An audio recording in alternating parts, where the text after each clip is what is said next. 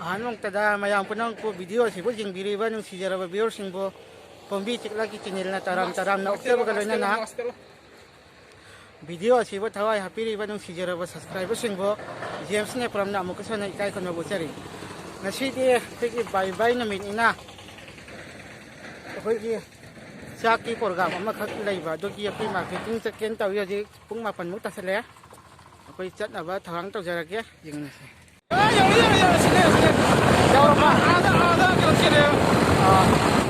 अखोई हजि क्वा खिचले दुसले अदो अखोई हिंजाल नापी चके लैगिगे यामी तामिनसे कोबी सिजर बिबिरो कोबी से क्या नि हैनो अदु यांखै ओले बुको सिसिनाने निखु ओलेबा सिना नहान लबोले सिना ममन खरा ताय सि ओइ सारो ओए मंगा मंगा तो नि को खदि कोम क्या क्या ले क्या दिगोम सिरा मरोई की जा सिले हाके से इतारा हमने दिगोम सिरा हवाई की पानी की ओइ बया telong yang apa? Telong makul ani lagi juga. Kalau kamu telong lagi, दिगोम से kun nyom saram ni to ओए ओए de maroi de yankhai le re diga di sam tara si tangan ya.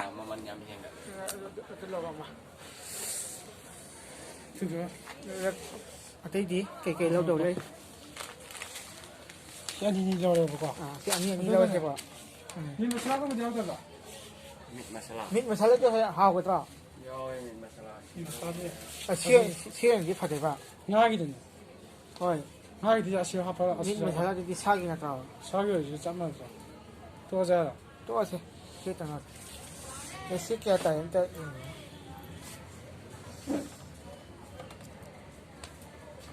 Aku wali. Telong senang muka longi ke. Telong senang pelapun jalan kan ya. Kisah kan lo ya kan. ओए या तो Bing तो पूरा करने थोमो जा जो कम छमदो थम जाने बा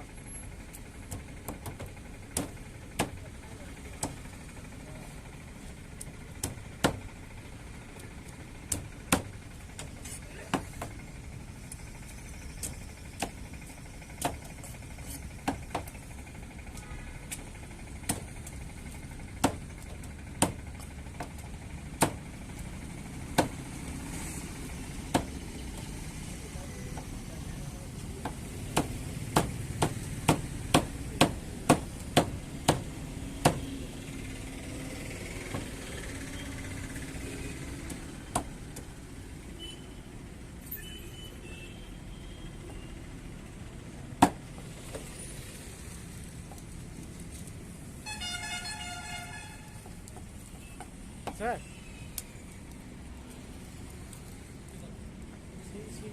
시기야 그러니까 지금 머리면 안 되고 자겠다 아니 머리 가고 있는 거 그냥 니 갖고 와요 Apa tu pokok baru mau dah. Hampir dah kira.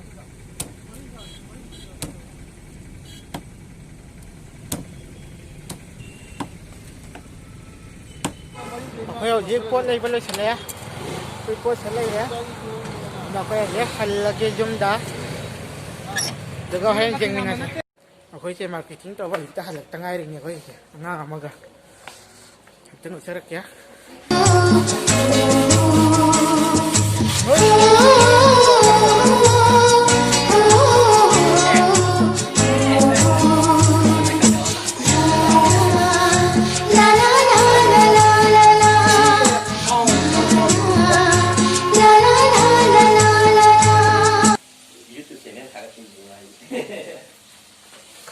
खातो कने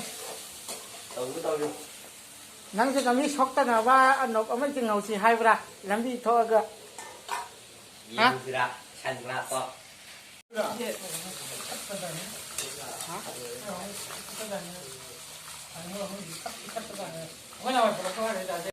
उबिरैबसे अखोगी लैरिबा मफम आश्रमसिगी चौराकपा लोकेशन नि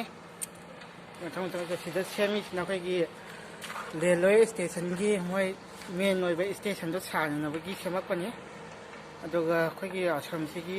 हाइबितंग लोकेशन उचरक्या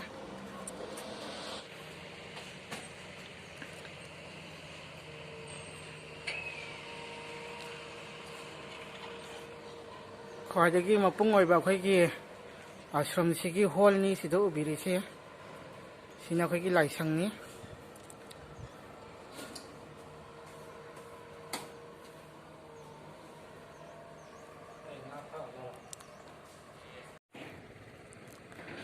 सी अखोइगी आश्रम नि अदो लैरिबा मफमसिना अखोइगी कोन्थौजम ममंग लेकाइनि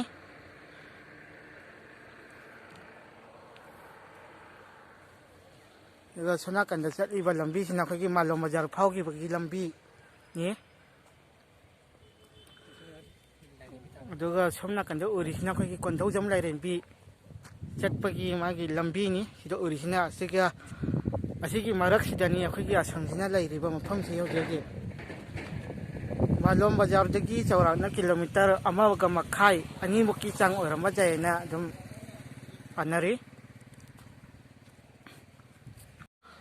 सीना अखोई मनुंग सिगी हॉल नि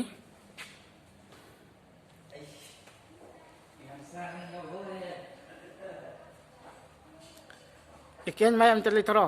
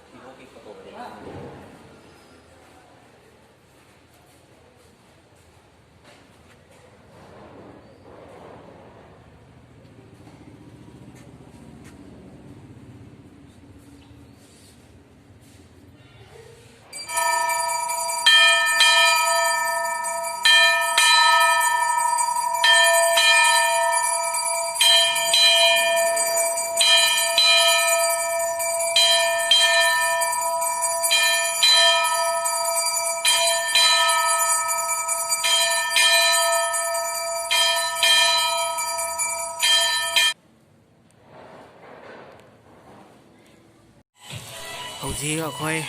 गाव ngौबा हौजले दुगा अखोई मिकुप खरगी मतुंगदा अखोई कन तौजरानी अजि याम कन ngौरी ngaसे हौजी nga थंगबसे अखोई मयाई चंजलाए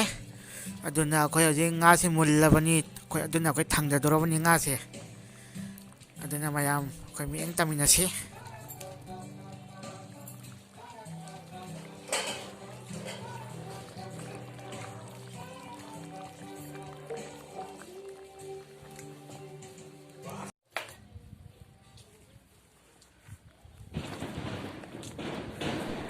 अखोई हजिक चाक थोंगवा लोइदना अखोई थोंगानदा अखोईगी आइडिया अमना चाक थादोकननाबगीदमक्ता पुथोरक्ई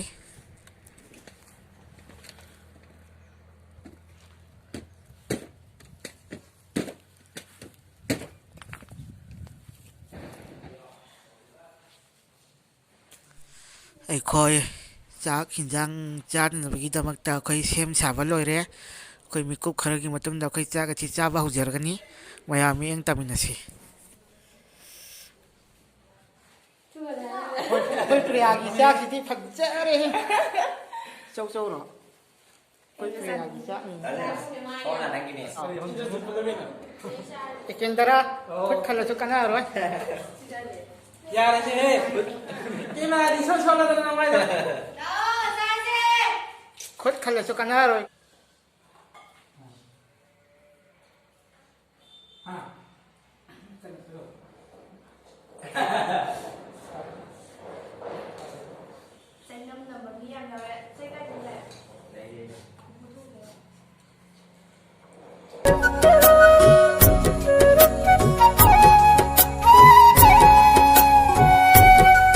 चली बचही अरोई बथा कौगेने नंगबो नुंगशीबी निंगथमथा कौगेने नंगबो नुंगशीबी ओइनुथा चली बचही अरोई बथा चलमदा यौरगले कपलीवारा काइन तोरबांद ले तू ना yenglamganu ko piroi nara chali bachahi aroi batha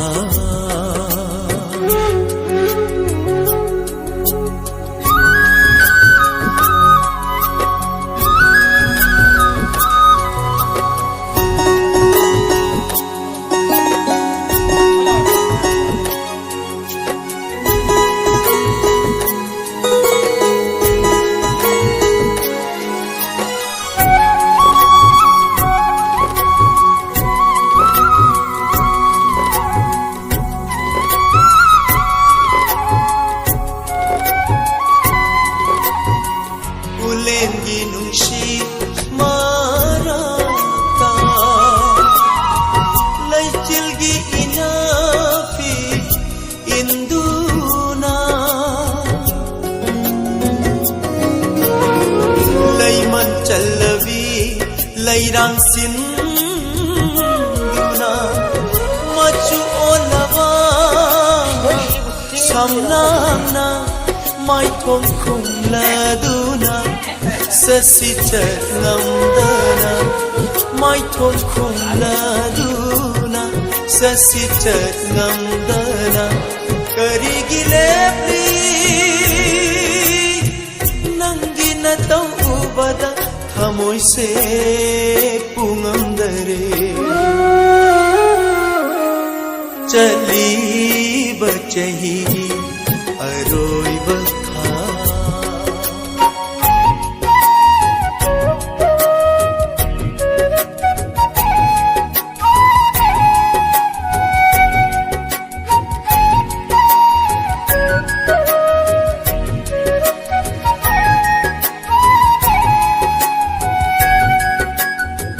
satkhinu khamjaba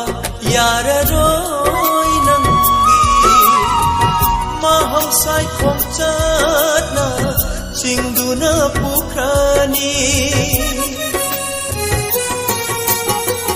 wak chingi gula akhang kandi tirangna chotne laina shingshu ona thuna khanglani aroiba ahina ona thuna khanglani aroiba ahina anauba chahigi anauba ayukna momonona ngairamlani chali bachahigi aroi batha kaugene nangbu nungsibi ningtham tha kaugene nangbu nungsibi poinu tha chali chahigi aroi batha asumna akhoi cha khara chaminaraba matungda akhoi ngasigi bai program asi akhoi loisinjare aduna mayamsu hara nungaina dumak tobiu pangthokpiu aduga loina anauba jahina lakpagi mayambu tikta kaidana nungai jai fana lainabgi damakta ainasu jaifa paujal bijari Happy New Year aduga ngasigi vlog asi ai matang asi loisinjarage mayam pudangpo amukasu hana khurumjare